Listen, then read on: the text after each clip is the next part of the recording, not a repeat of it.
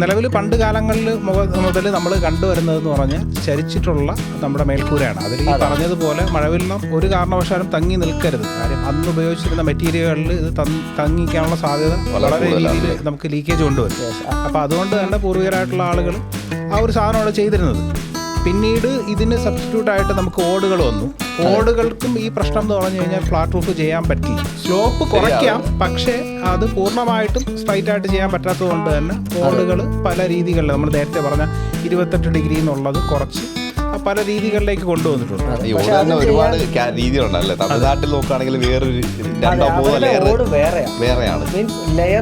തമിഴ്നാട്ടിനേക്കാളും കൂടുതൽ കർണാടകയിലാണ് അത് കൂടുതലും പല ലെയേഴ്സ് വെച്ചിട്ട് അത് തിരിച്ചും കമത്തിയില്ലേ രണ്ട് രീതിയിലിടും. പക്ഷെ അത് എന്നാലും ഇപ്പൊ ഓടായിക്കോട്ടെ ഷീറ്റ് ആയിക്കോട്ടെ ഒരു കമ്പനികളും അവരവരുടെ സ്ലോപ്പ് കുറയ്ക്കാൻ പറയുന്നില്ല. അത് മാക്സിമം സ്ലോപ്പ് ഉണ്ടായിരിക്കുന്നതാണ് നല്ലത് എപ്പോഴും. കാരണം ഒരു ശകലം പോലെ ഒരു ഡ്രോപ്പ് ആയാൽ പോലും അവിടെ നിന്ന് കഴിഞ്ഞാൽ അതിനകത്ത് പല ഇഷ്യൂസ് ഉണ്ടാകും.